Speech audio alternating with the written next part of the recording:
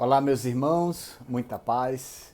Estamos aqui mais uma vez para realizarmos o estudo do Evangelho segundo o Espiritismo. Dessa vez, iniciando o capítulo 14 deste livro da Codificação Espírita, onde o tema central é Honrai vosso pai e vossa mãe. E hoje nós vamos fazer o tema Piedade Filial. Mas antes de iniciarmos o nosso estudo, vamos fazer a nossa prece.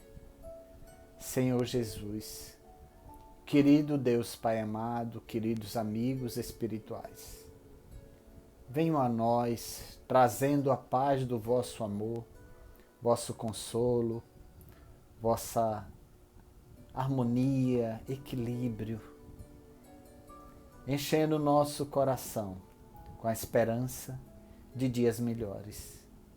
Assim sendo, Jesus, Deus Pai amado, pedimos vossa permissão para mais esse estudo.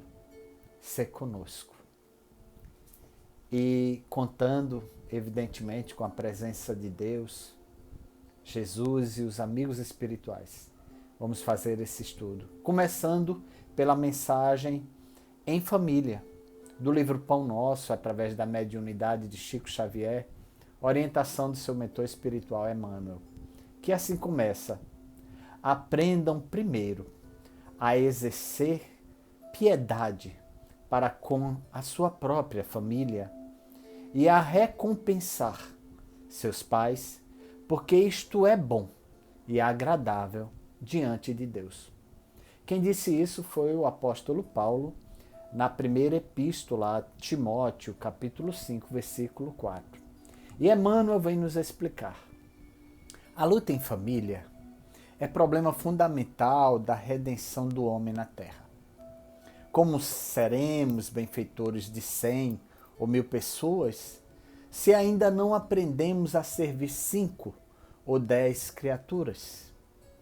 Esta é a indagação lógica que se estende a todos os discípulos sinceros do cristianismo. Bom pregador e mau servidor são dois títulos que não se coadunam. O apóstolo aconselha o exercício da piedade no centro das atividades domésticas. Entretanto, não alude à piedade que chora sem coragem ante os enigmas aflitivos, mas aquela que conhece as zonas nevrálgicas da casa e se esforça por eliminá-las, aguardando a decisão divina a seu tempo. Conhecemos numerosos irmãos que se sentem sozinhos espiritualmente, entre os que se lhes agregaram ao círculo pessoal, através dos laços consanguíneos, entregando-se, por isso, a lamentável desânimo. É imprescindível, contudo, examinar a transitoriedade das ligações corpóreas, ponderando que não existem uniões casuais no lar terreno. Preponderam aí, por enquanto, as provas salvadoras ou regenerativas. Ninguém despreze, portanto, esse campo sagrado de serviço, por mais se sinta acabrunhado na incompreensão. Constituiria falta grave esquecer-lhe as infinitivas possibilidades de trabalho iluminativo. É impossível auxiliar o mundo quando ainda não conseguimos ser úteis nem mesmo a uma casa pequena, aquela em que a vontade do Pai nos situou a título precário. Antes da grande projeção pessoal na obra coletiva, aprenda o discípulo a cooperar em favor dos familiares. No dia de hoje, convicto de que semelhante esforço representa realização essencial. Muito bom essa mensagem do Emmanuel, né? Para a gente compreender o papel da família. E aí a gente vai agora começar a tratar um tema importante que abrange, né, o contexto de família. Honrai vosso pai e vossa mãe, capítulo 14 do Evangelho segundo o Espiritismo, onde a gente também vai tratar o tema piedade filial. E assim começa. Vós sabeis os mandamentos. Não cometereis adultério. Não matareis. Não roubareis. Não dareis falso testemunho. Não fareis mal a ninguém. Honrai vosso pai e vossa mãe. Está em Marcos, capítulo 10, versículo 19. Lucas, capítulo 18, versículo 20, desculpem. Mateus, capítulo 19, versículo 19. E continua. Honrai vosso pai e vossa mãe, a fim de viverdes por muito tempo na terra que o Senhor vosso Deus vos dará. Decálogo está no Êxodo 20, 12. Interessante, né? Essa menção do decálogo que chamamos também de lei mosaica. E é importante enaltecer esse mandamento devido à proposta que nos traz. Mas o que o Evangelho nos diz, né? O que os Espíritos nos orientam. Vamos lá. O mandamento honrai vosso pai e vossa mãe é uma decorrência da lei geral de caridade e de amor ao próximo, pois não podemos amar ao nosso próximo sem amar a nosso pai e nossa mãe. Porém, a palavra honrai encerra um dever a mais para com eles, o da piedade filial. Deus quis mostrar que ao amor é preciso acrescentar o respeito, as atenções, a submissão e a concordância, o que resulta da obrigação de fazer aos pais, com maiores cuidados, tudo que a caridade ordena para com o próximo. Este dever se estende naturalmente às pessoas que assumem o compromisso de pais e que tão maior mérito terão quanto menos obrigatório for o seu devotamento. Deus sempre pune de uma maneira rigorosa toda violação a este mandamento. Honrar pai e mãe não é apenas respeitá-los, é também ajudá-los na necessidade, é proporcionar-lhes o repouso em seus dias de velhice e rodeá-los de atenção como fizeram conosco em nossa infância. Principalmente para com os pais sem recursos, é que se demonstra a verdadeira piedade filial.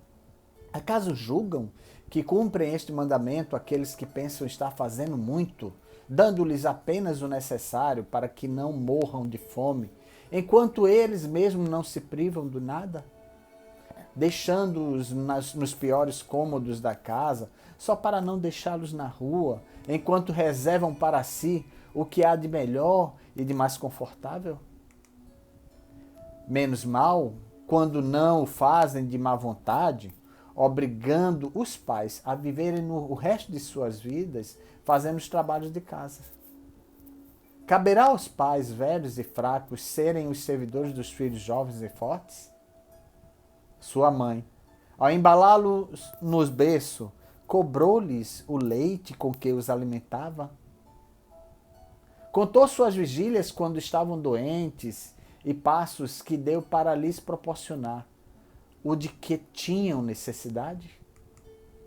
Não é só o estritamente necessário que os filhos devem a seus pais pobres.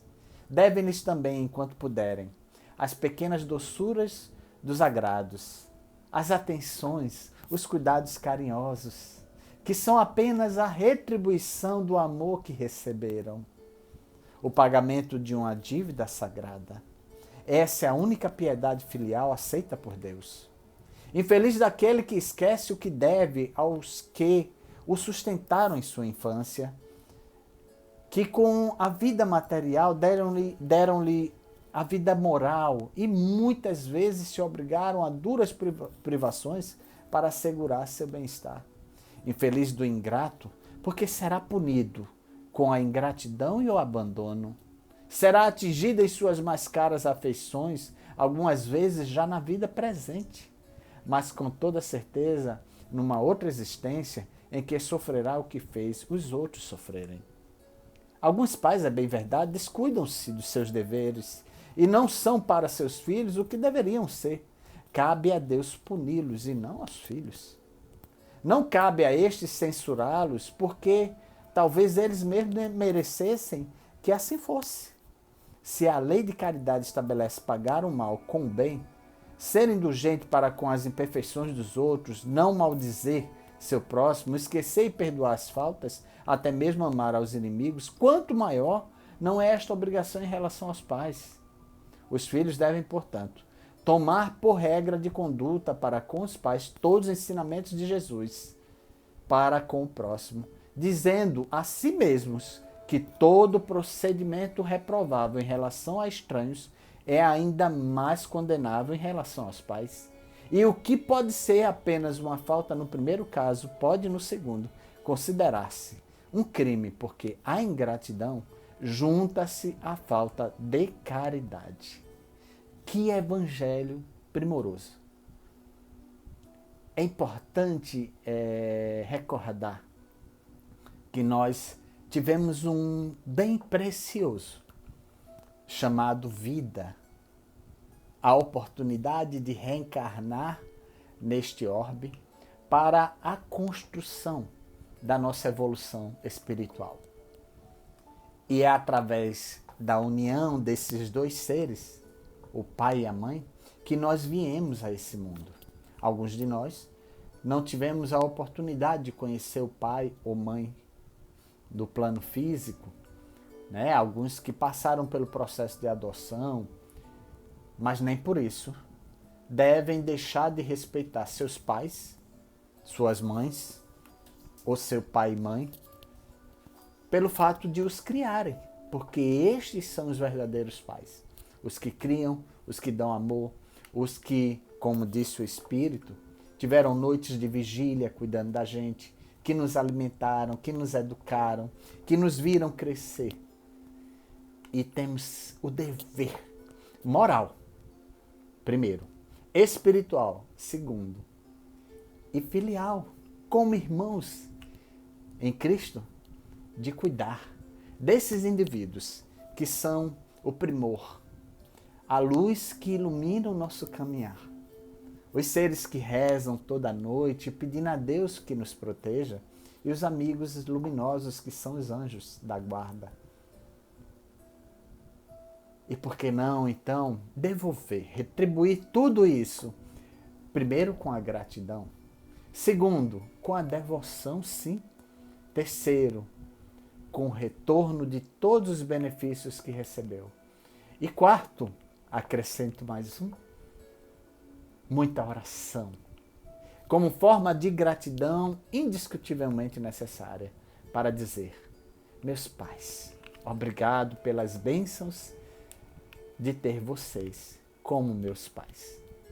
Que Deus abençoe a todos os pais e aos filhos gratos, e ilumine aos ingratos, para que se deem conta do dever que têm para com seus pais e suas mães, os seus pais, suas mães, pai e mãe, enfim, não importa em que condição se encontrem, mas é importante lembrar que esses seres que nos guiam na caminhada nessa vida terrena, pai e mãe, mãe e mãe, pai e pai, seja como for, são seres que nos amam, e amor se reconhece retribuindo amor.